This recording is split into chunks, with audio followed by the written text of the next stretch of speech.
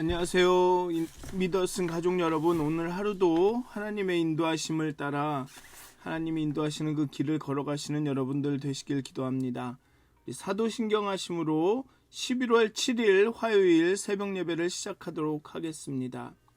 전능하사 천지를 만드신 하나님 아버지를 내가 믿사오며 그 외아들 우리 주 예수 그리스도를 믿사오니 이는 성령으로 잉태하사 동정녀 마리아에게 나시고 본디오 빌라도에게 고난을 받으사 십자가에 못 박혀 죽으시고 장사한 지 사흘 만에 죽은 자 가운데서 다시 살아나시며 하늘에 오르사 전능하신 하나님 우편에 앉아 계시다가 저희로서 산 자와 죽은 자를 심판하러 오시리라.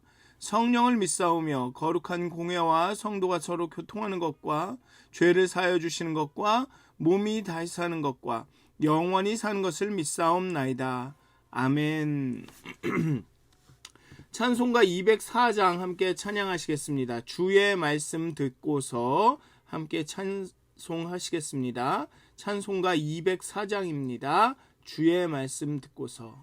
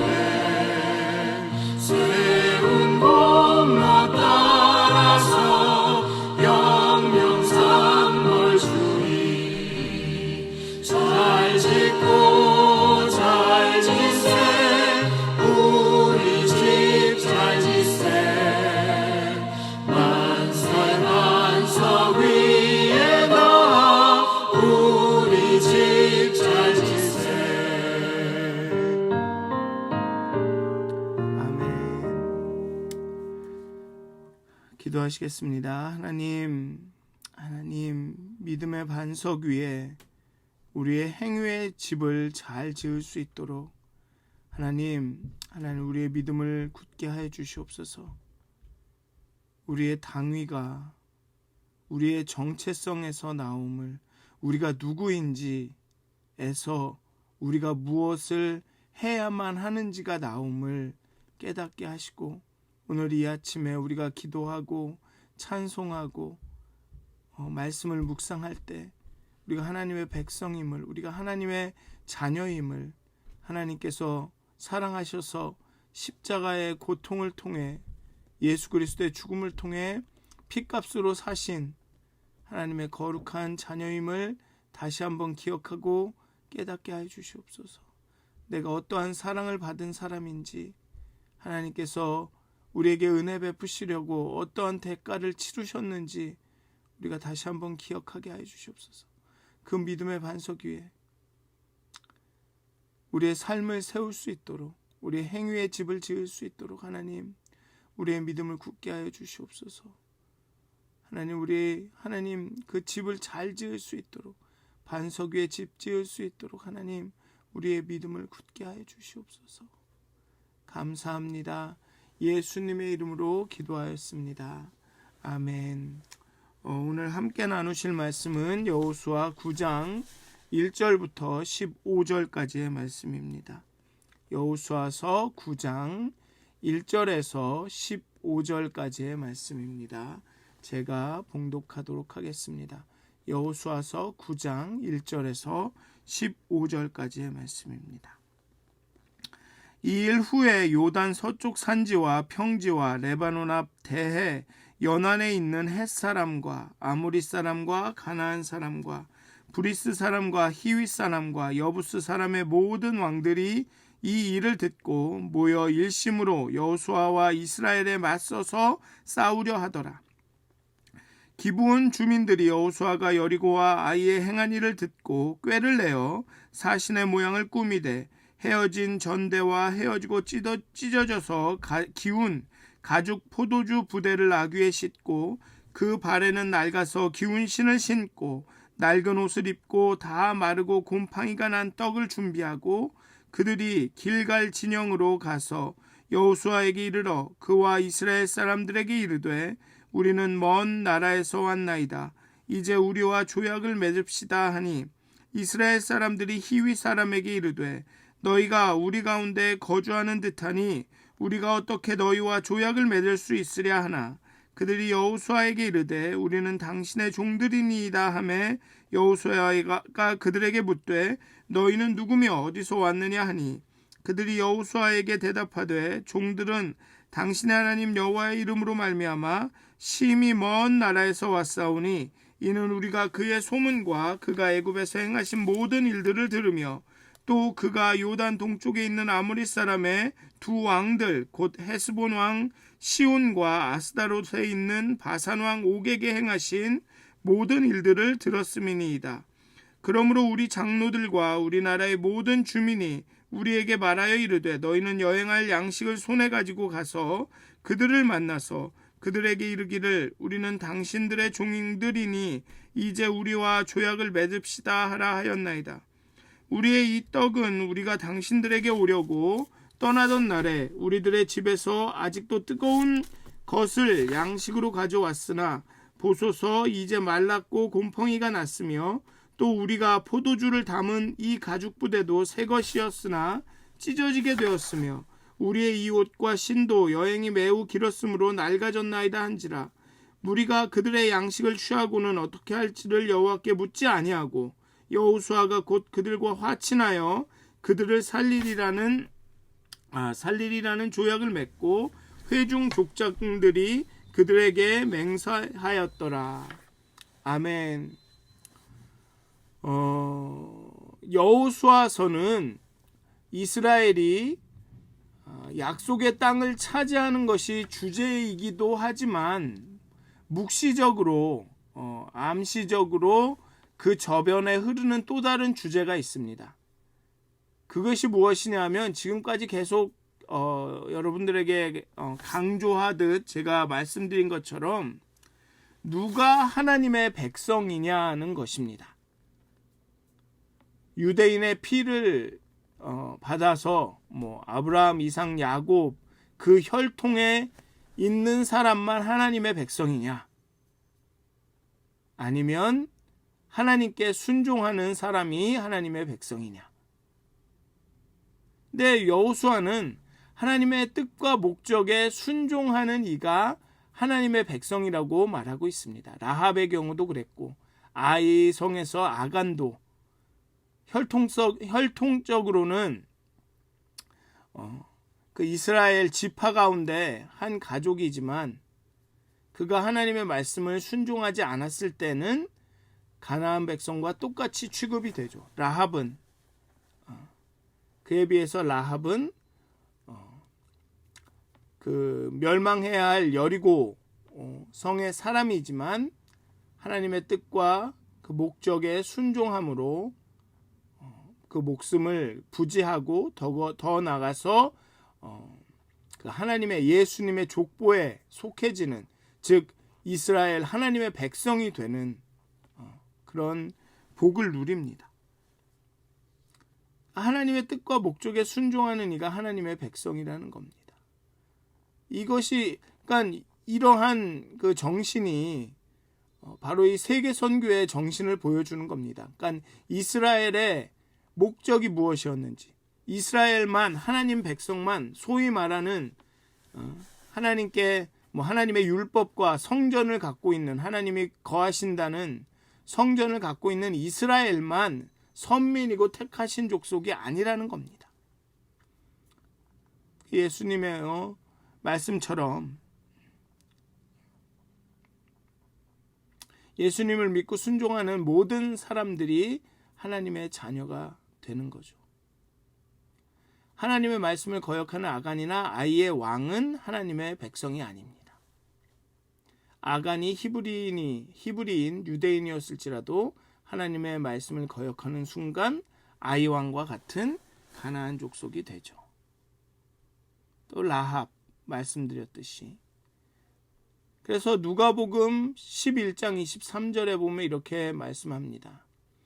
나와 함께 하지 아니하는 자는 나를 반대하는 자요, 나와 함께 모으지 아니하는 자는 해치는 자니라. 나와 함께 하지 아니하는 자는 나를 반대하는 자요, 나와 함께 모으지 아니하는 자는 해치는 자니라. 또 마가복음 9장에 보면 이렇게 말씀합니다. 우리를 반대하지 않는 자는 우리를 위하는 자니라. 마가복음과 누가복음이 의미가 비슷한 것 같지만 또 약간 다릅니다. 반대하지 않는다고 해서 찬성하거나 동조하는 것은 아니죠. 반대하지 않는다고 해서 꼭 찬성한다거나 아니면 적극적으로 동조한다고 볼 수는 없습니다. 그럼에도 불구하고 예수님은 반대하지 않는 자는 우리를 위하는 자라고 이야기합니다. 그리고 그 예가 오늘의 본문에 나오는 기브온 족속의 경우입니다. 반대하지는 않지만, 이스라엘에게 반대하고 거역하지는 않지만 하나님과 함께함으로 얻을 수 있는 그 신령한 복을 충분히 누리지는 못합니다. 목숨만 부지하는 것이죠. 아마도 라합과 그의 가족의 이야기는 알지 못했을 수도 있습니다. 하나님에 대한 온전한 고백과 헌신이라는 옵션이 있다는 것을 몰랐을 수도 있습니다. 뒤에 보면 기브온 족속은 목숨은 부지하지만 그 이스라엘의 그 종으로 이스라엘을 섬기는 그 서번트가 됩니다.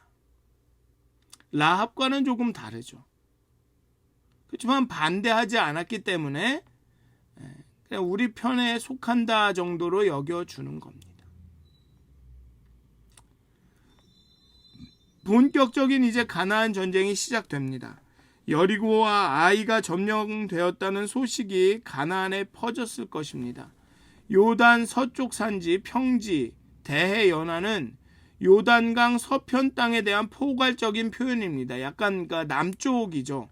오늘 이렇게 가나안 족속과 오늘 처음에 1절에 보면 가나안 사람과 브리스 사람, 히윗 사람, 아모리 사람, 헷 사람, 이 사람들은 대개는 그 남쪽에, 여리고의 남쪽에 있는 사람들입니다.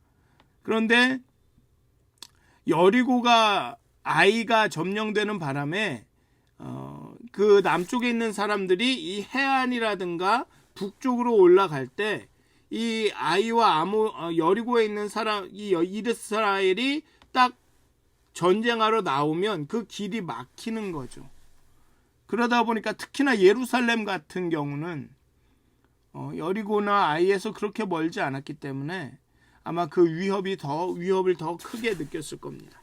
이 사람들이 연합군을 형성해서 이스라엘에 맞섭니다.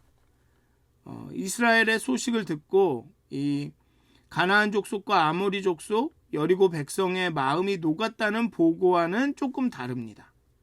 이번에는 연합군을 형성하여서 이스라엘을 맞섭니다. 어쩌면 그 할례를 행하는 가운데 그 기다리는 가운데 이 다른 족속과 이 다른 나라들이 좀 뭐라 그럴까요? 이렇게 제정신을 차리는 시간이 있었던 것 같고, 그리고 아이에서의 패배가, 아이성에서의 그 작은 아이성에서의 패배가 지역 나라들에게 어쩌면 한번 해보면 되겠다. 이스라엘도 잘만 싸우면 이길 수도 있겠다라는 어떤 자신감을 준 듯합니다. 그래서 이 사람들은 연합군을 형성해서 하나님과 함께 하지 않는 자가 됩니다.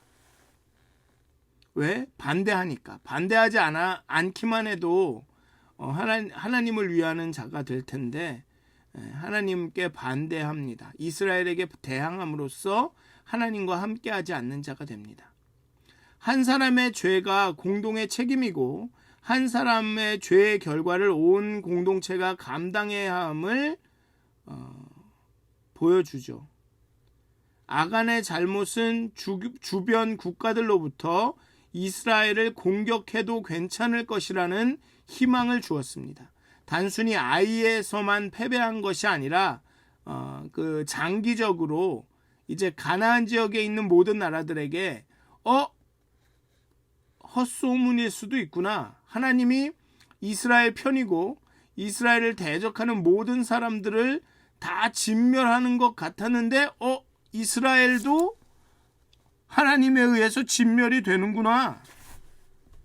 그럼 이거는 승패는 싸워보기 전에는 모르겠구나. 이런 생각을 주게 되었던 거죠.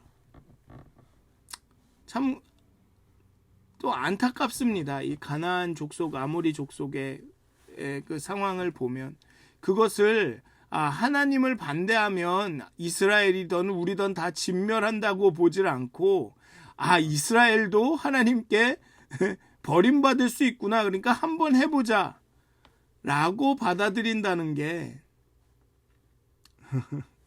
참 안타까운 일이죠. 어쨌든 아간의 잘못으로 이스라엘 주변국 그 이스라엘을 공격하는 그 아모리 족속과 가나안 족속은 자신감을 얻었습니다. 이제 마음이 녹거나 포기하거나 하지는 않습니다.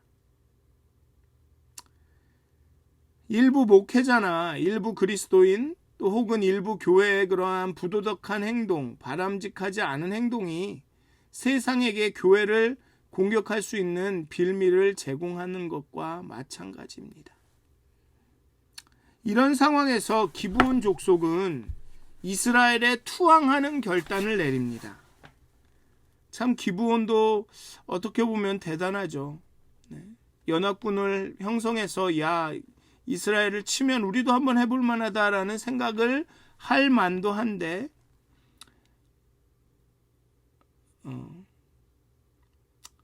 이들은 그렇게 생각하지 않습니다. 기브온 족속은 이스라엘에 투항하는 결단을 내립니다. 이스라엘을 반대하지 않는 자가 됩니다. 그러나 기브온 족속은 헤렘 전쟁 수칙을 알고 있었기에 위장술과 거짓말로 속여서 조약을 체결하는 데 성공을 합니다. 헤렘 수칙은 물론 진멸한다. 모든 백성과 모든 물건과 모든 것들을 하나님께 바친다라는 수칙도 있지만 또 다른 수칙은 뭐냐 하면 가나안 족속과는 바로 헤렘 전쟁을 수행하고 진멸하고 추방하는 그 헤렘 전쟁을 수행하고, 그러니까 가나안 지역에 있는 아모리 족속, 가나안 족속, 여기나 히위 족속, 브리스 사람, 이런 족속과는 무조건 이런저런 협상 이런 거 없이 그냥 전쟁을 수행해서 다 진멸하는 것이고, 비가나안 족속, 가나안 땅에 하나님이 약속의 땅으로 주신 가나안 땅에 살지 않는 비가나안 족속과는 화평을 먼저 제안하고, 그 제안이 받아들여지면 조공을 받고 이런 조약을 체결을 하고, 그렇지 않으면 헤렘 전쟁을 했습니다. 그러니까 기브온 족속은 자신들이 가나안 땅에 사는 족속이 아니라 저기 먼 땅에서 온 족속이다라고 이렇게 속입니다. 여리고 성과 아이 성이 무너졌다는 소식을 듣고 주변 나라들은 두려워했죠. 하지만 모든 두려움이 여호와를 향한 순종으로 이어지는 것은 아닙니다. 오히려 많은 족속이, 그 가나안 남부 지역에 있는 족속은 하나님을 인정하지 않고 오히려 의기투합하여 하나님을 대적하러, 이스라엘을 대적하려고 합니다. 그들 중에 이제 헷 사람, 아모리 사람, 가나안 사람, 브리스 사람, 히위 사람, 여붓 사람이 있었던 거죠. 그들은 스스로 멸망을 선택한 사람들입니다. 다수의 동맹으로 자신들의 불안을 해소하려고 하였습니다. 그러한 야합은 오늘날에도 끊임없이 존재하죠. 혼자 대항하고 혼자 싸우기 어려우면 자꾸만 주변 사람들을 끌어들이죠. 여리고 성과 아이 성 싸움에서 이스라엘이 승리한 것을 보고 여호와 하나님을 두려워한 다른 족속이 있었습니다. 다른 족속들은 여호와 하나님을 두려워했지만 여호와 하나님을 위하지는 않습니다. 대항을 하죠. 그들에게 반대합니다. 함께하지 않습니다. 그런데 기브온 주민들은 하나님을 두려워하고 하나님의 그 이스라엘을 대적하려고 하지, 반대하려고 하지 않습니다. 그들은 이스라엘 동맹에 참여하지 않고 이스라엘과 평화 조약을 맺는 편을 선택합니다. 가나안 족속은 모두 진멸의 대상이라는 것도 알았던 것 같습니다. 그들이 할 수 있는 선택은 속임수밖에 없었죠. 그들은 가나안 주민이 아니라 아주 멀리서 온 사람들인 것처럼 여호와를 속입니다. 평화조약이 아니면 절멸할 수 있다는 것을 알았기 때문입니다. 그래서 자신들이 먼 길을 행한 것처럼 옷이나 포도주 그 부대나 이런 것을 낡은 것으로 준비하고, 음식도 막 곰팡이가 쓴 그런 그 빵이나 음식을 준비합니다. 그래서 먼 길을 왔다라고 이렇게 속이죠. 또 여기 보면 요단 동쪽에 있는 아모리 사람의 두 왕들 헤스본 왕과 시온과 아스다롯에 있는 바산 왕 옥에게 행하신 모든 일을 들었나이다라고 얘기합니다. 요단 동편에서 있던, 즉 요단강을 건너기 전에 이스라엘이 점령한 나라들 이야기만 들었습니다라고 얘기합니다. 그리고 요단을 건너서 가나안 땅에서 있었던 여리고성과 아이성의 일은 모르는 듯이, 그래서 그 일이 있었을 때 우리는 저 멀리서 오는 중이었습니다라고 말하고 있는 것입니다. 그렇게 약간은 어떻게 보면 속임수를 사용해서 그 이스라엘과 조약을 얻으려고 합니다. 그런데 여호수아는 기브온 민족에게 속아서, 그 속임수에 어떻게 보면 속아서 평화 조약을 맺습니다. 그들의 말만 믿고 하나님께 묻지 않았습니다. 아예 이 여호수아서는 분명하게 그 부분을 언급을 합니다. 14절에 보면 무리가 그들의 양식을 취하고는 어떻게 할지를 여호와께 묻지 아니하고 라고 말합니다. 승리감에 도취되었기 때문에 분별력을 잃은 것이었을까요? 그것은 누구도 모르죠. 왜 그렇게 했는지. 하지만 여호수아와 이스라엘의 지도자가 영적 경계심을 늦춘 것은 사실입니다.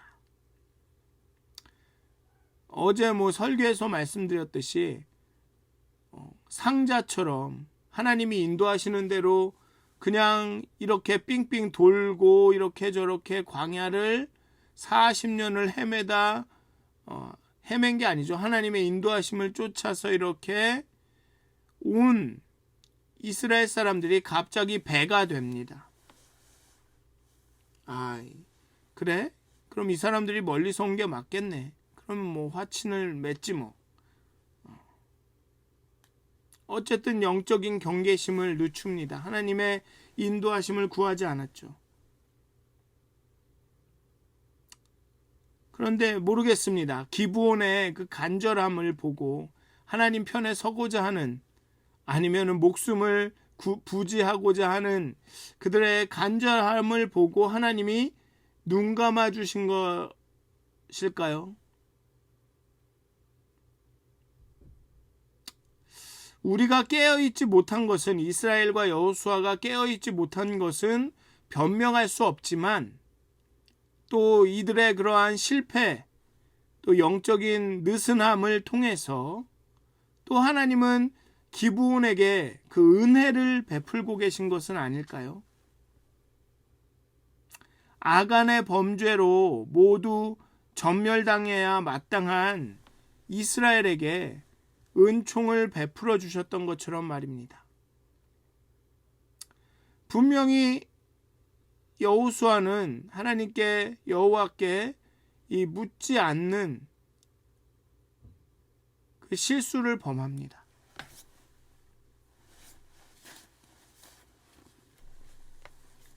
그런데 그 실수를 통해서 기브온은 하나님께 은혜를 얻습니다. 만약에 여호수아가 철저하게 여호와께 묻고 이 기브온의 이런 말들을 철저하게 이렇게 검증하고 해서 이 사람들은 가나안 사람들이다 라고 진멸전쟁을 수행했다면 어땠을까요?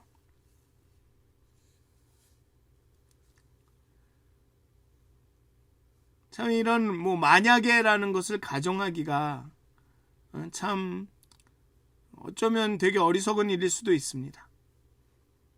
또 여호수아가 왜 이렇게 하나님의 그 말씀을 반대되는, 하나님께 여호와께 묻지 않고 자신의 판단으로 이런 조약을 체결했는지.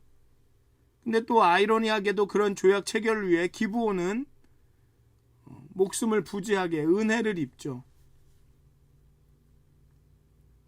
하나님의 편에 온전히 섰는지 어떤지는 모르지만 하나님을 반대하지 않습니다. 하나님을 인정을 합니다. 자, 이게 하나님의 하시는 일을 우리가 이렇게 저렇게 딱 단정적으로 말하기가 참 어렵습니다. 정말로 기브온이 라합같이 하나님을 따르기로 했는지, 정말 내가 너희의 여호와 하나님을 인정하고 이렇게 너희를 도와주고 숨겨준다 이렇게 하는 것인지, 아니면 여호와 하나님이 세시고 그 이스라엘이 강하니까 일단은 이렇게 해서 목숨을 부지하자라고 했는지 우리는 알 수 없습니다. 근데 예수님이 마가복음에서 얘기한 것처럼 반대하지 않는 자는 우리를 위하는 자니라. 그러니까 이게 은혜인 것 같습니다. 하나님의 은혜. 그래, 반대만 하지 않더라도 내가 너네 봐줄게. 이스라엘의 실수를 통해서라도 은혜를 줄게 라고 하시는 게 하나님의 은혜가 아닌지. 그래서 이스라엘 백성들은 우리가 아간처럼 하나님의 진멸하시라는 그 말씀을 순종하지 않았기 때문에 앞으로 우리가 하는 전쟁에 지게 하시는 건 아닐까, 패배하게 하시는 건 아닐까, 굉장히 두려워하면서 조심스럽게 앞으로의 전쟁을 수행합니다. 근데 하나님은 담대히 하라, 걱정 말아라. 내가 이 가나안 땅을 너에게 주었다라고 남부에 있는 이 연합군과 전쟁을 수행하게 하십니다. 여호와 하나님께 묻지도 않고 기브온과 계약을 체결했음에도 참 이게 하나님의 은혜는, 하나님의 사랑은 참 신비롭습니다. 우리가 판단해서 저 사람은 하나님의 은혜가 자격이 없습니다. 기브온 속임수로 그렇게 얻은 겁니다. 죽여야 합니다. 이렇지 않습니다. 뒤에 계속 보면 기브온에 대한 그 계약을, 언약을 여호수아는 철저하게 지킵니다. 틀림없이 그 루폴이 있어서, 그 공간이 있어서, 법적인 법적인 그런 틈이 있어서 그 언약을 지키지 않을 수 있었음에도 불구하고 그 언약을 지킵니다. 또 그러고 여호와는 그렇게 그 언약에 여호수아가 충실한 것처럼 하나님 본인이 하신 언약에 충실히 여호수아를 돕습니다. 이게 다 하나님에게 있는 겁니다. 우리가 제단에서 여호수아는 이렇게 묻지 않았으니까 여호수아는 이제 죽어야 돼, 진멸의 대상이 돼야 돼, 아간처럼. 아니면 기브온은 속임수로 그렇게 계약을 체결한 거기 때문에 가나안 족속으로 죽어야 돼, 우리가 판단할 수 없다는 겁니다. 하나님의 일하심을. 그러니까 은혜인 거죠. 은혜. 우리의 기준으로는 자격이 없는데 하나님이 봐주십니다. 그게 은혜인 겁니다. 우리의 자격과 우리의 기준과 그것과는 상관없이 우리에게 베풀어지는 호의. 그러니까 감사한 거죠. 근데 자꾸만 우리는 우리가 옳다 여기는 기준으로 남을 판단하고, 더 나아가선 내 자신을 판단합니다. 내가 자격이 있어요. 내가 무슨 그런 거 할 수 있겠어요. 하나님이 힘을 주시면, 은혜를 주시면, 하나님이 능력이 주시면 다 하고, 다 용납되고, 다 사랑받고, 그래서 은혜라고 말하지 않습니까? 자격이 있어서 받는 것은 그건 삭시죠. 대가죠. 그게 하나님의 은혜입니다. 신비로운 은혜. 막 이제 복잡해지실 거예요. 기브온은 이거 속인 건데, 여호수아는 하나님께 묻지도 않았는데, 그런데 여호수아는 그 언약을 지키고, 하나님은 또 여호수아 이스라엘에게 한 언약을 지키시고, 기브온은 이스라엘 가운데 살아가고, 종이 되어서 살아가고, 그래서 심지어는 성전의 일을 돌보는 그 족속이 되고, 아마 9장, 10장을 읽어가시면서 이게 뭐야?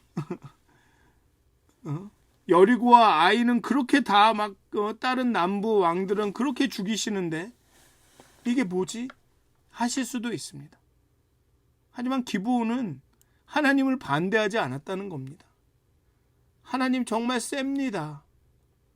어떻게든 내가 하나님을 거역하지 않고 목숨을 부지해야겠습니다 라고 했다는 겁니다.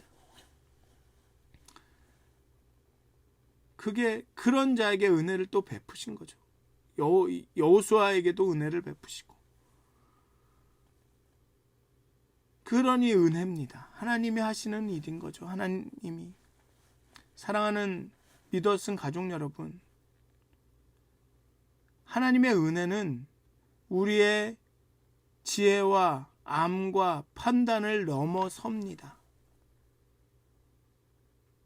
하나님을 두려워하는 자, 하나님을 반대하지 않는 자에게 주어집니다. 오늘 하루 좀 하나님의 은혜에 대해서 깊이 생각해 보셨으면 좋겠습니다. 그 은혜에 대한 어떤 기준이나 그 자격들을 생각하고 계셨다면 다시 한번 생각해 보셨으면 좋겠습니다. 하나님이 정말 어떤 분이신가? 하나님이 주시는 은혜란 게 무엇인가? 오늘 다시 한번 이 본문을 읽어보시면서 기브온과 여호수아에 대해서 좀 생각해 보셨으면 좋겠습니다. 하나님의 은혜가 뭘까요? 하나님의 은총이 하나님의 편에 선다는 것이 어떤 것일지 깊이 생각해 보시고, 또 그렇게 하나님의 깊은 은혜를 정말 아무 자격도 없고 맨날 실수하고 실패하고 어떨 때는 속이기까지 하는, 안 그런 척하고 하나님 앞에 나가는 그런 우리들을 여전히 사랑하시고, 그럼에도 불구하고 우리와 맺으신 언약을 지키시려고 하시는 그 하나님의 은혜가 어떤 것인지를 다시 한번 깊이 생각하시는 오늘 하루가 되시길 주님의 이름으로 축원드립니다. 기도하시겠습니다. 하나님, 하나님의 은혜는 하나님의 은혜입니다. 우리가 이렇게 저렇게 판단하고 기준을 세울 수가 없습니다. 하나님, 그 은혜를 우리가 경험했습니다. 그리고 그 은혜를 우리가 나눠야 합니다. 하나님, 은혜를 받은 자는 은혜로울 수밖에 없습니다. 은혜가 넘칠 수밖에 없습니다. 하나님, 하나님의 그 은혜를 우리에게 부어주시옵소서. 그래서 우리에게 흘러 넘칠 수 있도록 하나님의 은혜를 부어주시옵소서. 하나님의 은혜를 부어주시옵소서. 그런 하루가 되게 하여 주시옵소서. 감사합니다. 예수님의 이름으로 기도하였습니다. 아멘. 하늘에 계신 우리 아버지여, 이름이 거룩히 여김을 받으시오며 나라의 마옵시며 뜻이 하늘에서 이루어진 것 같이 땅에서도 이루어지이다. 오늘날 우리에게 일용할 양식을 주옵시고, 우리가 우리에게 죄진 자를 사하여 준 것 같이 우리의 죄를 사하여 주옵시고, 우리를 시험에 들게 하지 마옵시고 다만 악에서 구하옵소서. 나라와 권세와 영광이 아버지께 영원히 싸움나이다. 아멘. 오늘도 하나님의 은혜로 행복한 하루가 되시길 기도합니다.